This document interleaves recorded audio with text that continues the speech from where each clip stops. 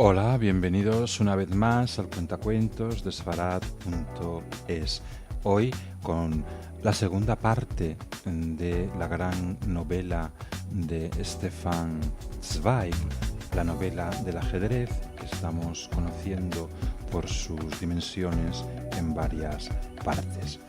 Hoy la segunda parte de la novela que se publicó en febrero de 1942 en alemán con el título Die Schachnovelle y que estamos leyendo para la audiencia de Sfarad.es. Early research in AI looked at duplicating human thought processes, but current AI research is more concerned and computers that act as experts. Pero mi amigo me previno. Será usted poco afortunado en este caso. Que yo sepa, nadie ha logrado hasta ahora entresacarle a Chentovich un mínimo de material psicológico. Detrás de toda su abismal limitación de alcances, oculta este campesino ducho la gran astucia de no ponerse nunca en evidencia, lo cual consigue mediante la sencilla técnica de evitar toda conversación que no sea con compatriotas de su ambiente, cuya compañía busca en fondines modestos. Cuando advierte una persona culta, se encierra en su concha de caracol. He aquí por qué nadie puede vanagloriarse de haberle oído decir una necedad o de haber medido la profundidad que se dice ilimitada de su ignorancia. Mi compañero, en efecto, estaba en lo cierto. Durante los 3 primeros días del viaje resultó absolutamente imposible acercarse a Chentovich sin recurrir a la indiscreción grosera, que al fin y al cabo no es característica mía. Es verdad que a veces se paseaba por la cubierta, pero siempre lo hacía con las manos sobre la espalda, en la actitud orgullosamente ensimismada del Napoleón del famoso retrato. Sus vueltas peripatéticas por la cubierta eran además tan rápidas e imprevistas que para alcanzarle uno habría tenido que correr en pos de él. En cambio, nunca se dejó ver en los salones, el bar, la sala de fumar. Según supe por el camarero, a raíz de una conversación íntima, pasaba la mayor parte del día en su camarote, ensayando o reconstruyendo partidas de ajedrez sobre un tablero enorme. Al cabo de 3 días, empezó a fastidiarme realmente el hecho de que su técnica defensiva fuese más hábil que mi voluntad de acercarme a él. En mi vida había tenido oportunidad hasta entonces de trabar conocimiento personal con un campeón de ajedrez, y cuanto más me esforzaba en esa ocasión por concebir tal tipo de hombre, tanto más inconcebible se me antojaba una actividad mental que durante una vida entera gira exclusivamente en torno a un tablero de 64 casillas negras y blancas.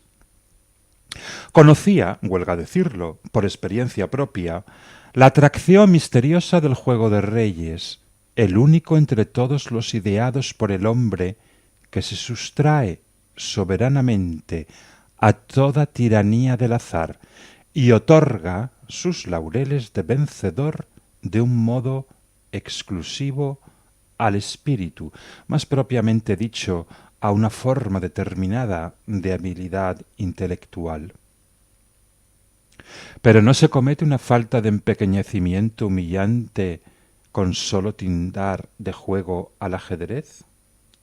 ¿No es también una ciencia, una técnica, un arte, algo que se cierne entre esas categorías, como el ataúd de Mahoma entre el cielo y la tierra, una trabazón única entre todos los contrastes, antiquísimo y eternamente joven, mecánico en la disposición y sin embargo eficaz solamente por obra de la fantasía, limitado en el espacio, geográficamente fijo y a la vez ilimitado en sus combinaciones, desarrollándose de continuo y no obstante estéril, un pensar que no conduce a nada, una matemática que nada soluciona, un arte sin obra, una arquitectura sin sustancia. Y no obstante, evidentemente, más duradero en su existencia y ser que todos los libros y todas las obras de arte. El único juego propio de todos los pueblos y tiempos, y del que nadie sabe qué Dios lo legó a la tierra para matar el hastío, aguzar los sentidos y poner en tensión el alma. ¿Dónde empieza? ¿Dónde termina? Cualquier niño puede aprender sus primeras reglas, cualquier chapucero puede ensayarse en él, y sin embargo llega a producir dentro de ese cuadrado de invariable estrechez una especie peculiar de maestros que no tienen comparación con los de ninguna otra, hombres con un talento exclusivo para el ajedrez, genios específicos en quienes la visión, la paciencia y la técnica obra en una conjunción de igual modo determinada que en los matemáticos, los escritores y los músicos, aunque eso sí, con distinta función y armonía. En tiempos pasados de pasión fisionómica, tal vez un Gal hubiera realizado la disección de los cerebros de tales campeones para averiguar si en la masa gris de esos genios del ajedrez se halla más intensamente marcada que en otras cabezas una sinuosidad determinada, una especie de músculo del ajedrez, una protuberancia ajedrecística. Cuánto más hubiera entusiasmado a semejante frenólogo el caso de un Chentovich, en que ese genio específico aparece incrustado en una desidia intelectual absoluta, como una sola veta de oro en una tonelada de roca. Siempre comprendido en principio que un juego tan impar y tan genial debía producir sus maestros específicos, pero cuán difícil y aun imposible resulta imaginarse la vida de un hombre intelectualmente activo, para quien el mundo se reduce de un modo exclusivo a la estrecha vía entre blanco y negro que busca los triunfos de su existencia en un nuevo ir y venir, adelantar y retrotraer de 32 figuras. La vida de un individuo para quien el abrir el juego con un caballo en vez de hacerlo con un peón ya significa una hazaña y un miserable rinconcito de inmortalidad en 2 líneas de un tratado de ajedrez. De un hombre, un ente espiritual que sin volverse demente dedica en el transcurso de 10, de 20, de 30 y aun de 40 años una y otra vez toda la elasticidad de su pensar al ridículo afán de perseguir un rey de madera sobre un tablero de madera.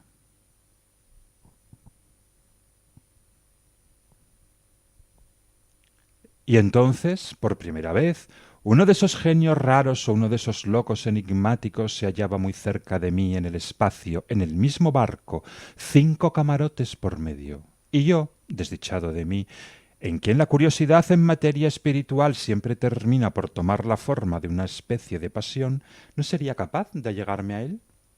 Comencé a pensar en los ardides más absurdos. Ora pensaba en despertar su vanidad, simulando una pretendida entrevista para un diario importante. Ora quería hacerle caer en las redes de la codicia y proponerle un torneo lucrativo en Escocia. Pero finalmente recordé que la técnica más eficaz de los cazadores para atraer al gallo montés consiste en imitar su grito de celo, y en efecto, ¿qué otra cosa ofrecía mayores probabilidades de merecer la atención de un campeón de ajedrez que un par de personas entregadas a ese juego? Ahora bien, en ningún momento de mi vida he sido un cabal artista del ajedrez, y ahora, por la simple razón de que jamás le atribuía importancia y sólo le dedicaba una que otra vez un corto tiempo para distraerme. Cuando me coloco por una hora frente al tablero, de ningún modo lo hago para esforzarme, sino al contrario, para descansar del esfuerzo intelectual. Juego, al ajedrez en el sentido más acabado de la palabra, mientras los demás, los auténticos jugadores, serian al ajedrez para introducir una nueva palabra atrevida en el idioma alemán que Hitler me ha vedado. Pues bien, el ajedrez, lo mismo que el amor, requiere indefectiblemente de un compañero, y en aquel instante aún no sabía si además de nosotros había aficionados a bordo.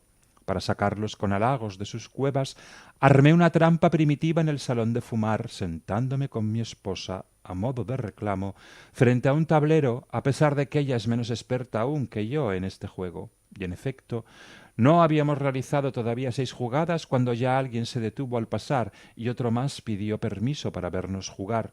Por último, apareció también el deseado compañero que me propuso una partida. Se llamaba McConnor y era un ingeniero de minas escocés que, según me enteré, había ganado una gran fortuna perforando el suelo de California en busca de petróleo.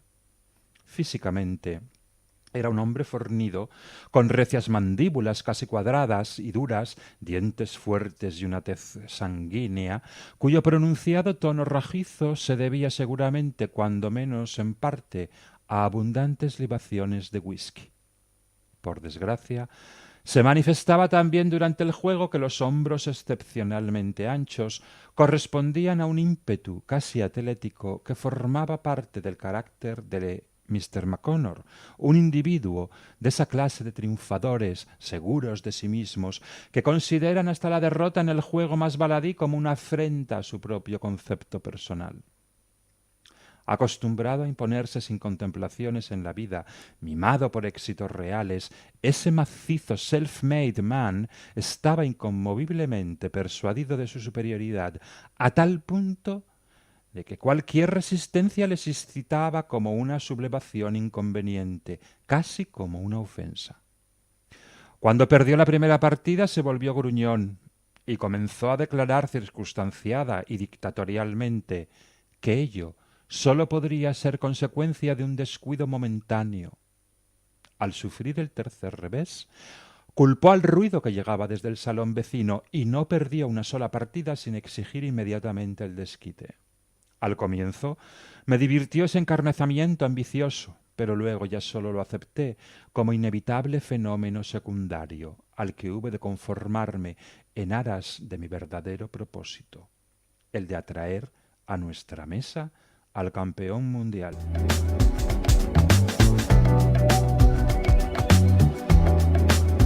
Al tercer día lo logré, o cuando menos lo logré a medias, ya sea que Chentovich nos había observado a través del ojo del buey desde la cubierta de paseo, ya sea que honraba por mera casualidad al salón de fumar con su presencia.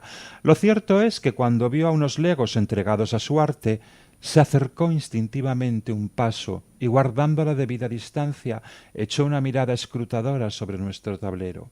En ese momento le tocaba a McConnor mover una pieza. Ese solo movimiento pareció suficiente para demostrar a Chentovich que nuestros esfuerzos de aficionados no eran dignos de la ulterior atención de un maestro. Con la misma naturalidad con que nosotros apartamos en una librería una mala novela policíaca que se nos ofrezca, sin siquiera empezar a hojearla, así se alejó él de nuestra mesa y abandonó el salón de fumar. Nos probó y nos encontró demasiado insignificantes, pensé, un tanto disgustado por esa mirada fría, despectiva, y para abrir, como quien dice, una válvula de escape a mi mal humor, le dije a McConnor: su jugada no parece haber entusiasmado mayormente al maestro. ¿A qué maestro?, preguntó él. Le expliqué que el caballero que acababa de pasar a nuestro lado y que había observado nuestro juego con mirada de desaprobación era Chentovich, el campeón mundial de ajedrez. Agregué que ambos sobreviviríamos a su ilustre desprecio y nos conformaríamos sin sentirnos heridos en el alma, ya que al fin y al cabo los pobres deben cocinar con agua. Pero ante mi sorpresa, esa comunicación hecha al desgaire produjo en McConnor un efecto absolutamente inesperado. Se excitó enseguida, se olvidó de nuestro juego y su amor propio empezó, como quien dice, a latir de una manera audible. No había tenido la mejor idea de que Chentovich hallase a bordo y, en cuanto lo supo, Afirmó que el campeón debía jugar con él costase lo que costase. En su vida había jugado contra un campeón mundial, exceptuando un caso en que junto con otros 40 contrincantes intervino en una sesión de partidas simultáneas. Ya eso había sido, según él, terriblemente excitante, y poco faltó en aquella oportunidad para que ganara. Me preguntó si conocía personalmente al campeón, y como le contestara negativamente, me rogó que lo abordase e invitase a nuestra mesa.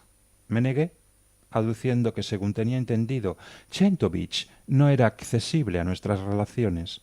Además, ¿qué atractivo podía tener para un campeón mundial el enfrentarse con jugadores de tercer orden como lo éramos nosotros? Mejor no hubiera empleado esa expresión de jugadores de tercer orden al dirigirme a un hombre tan soberbio como McConnor. Se recostó disgustado y declaró con brusquedad que por su parte no podía creer que Chentovich rechazara la cortés invitación de un caballero. Él ya se cuidaría de eso. Respondiendo a su pedido, le esbocé una descripción de la persona del campeón mundial y al momento se lanzó, abandonando indiferente nuestro tablero y con incontenible impaciencia, en pos de Chentovich, buscándolo por la cubierta de paseo. Noté de nuevo que era imposible detener al dueño por aquellos hombros tan anchos, en cuanto y tan pronto había orientado su voluntad hacia un objetivo determinado. Esperé, bastante intrigado, y al cabo de unos 10 minutos McConnor volvió, de no muy buen talante al parecer. ¿Y? Pregunté. Tenía usted razón, contestó un sí, es no, es indignado. No es lo que se llama un hombre agradable. Me presenté, le expliqué quién soy, ni siquiera me tendió la mano. Traté de explicarle cuán orgullosos y honrados nos sentiríamos todos sus compañeros de viaje si jugara unas partidas simultáneas con nosotros, pero no se inmutó. Solo dijo que lo sentía, pero que estaba comprometido por un contrato con su agente y que ese contrato le vedaba expresamente jugar durante toda su gira sin cobrar honorarios, que su tarifa mínima eran $250 por partida. Me eché a reír. Nunca se me hubiera ocurrido pensar que la tarea de mover unas piezas de ciertos escaques negros a otros blancos pudiera llegar a constituir un negocio tan lucrativo. Espero que usted se habrá despedido con la misma cortesía con que se presentó. Pero McConnor permaneció inmutablemente serio y dijo: concertamos un encuentro para mañana, a las 3 de la tarde, aquí, en el salón de fumar. Espero que no nos dejaremos derrotar tan fácilmente. ¿Cómo? ¿Usted le concedió los $250? Exclamé grandemente sorprendido. ¿Por qué no? Dijo él.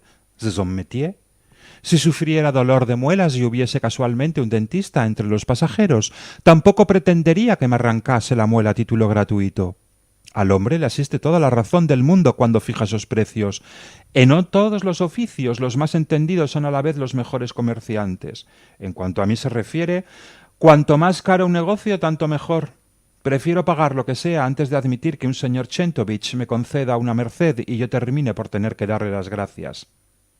Mirándolo bien, ¿cuántas veces he perdido más de $250 en una tarde en nuestro club?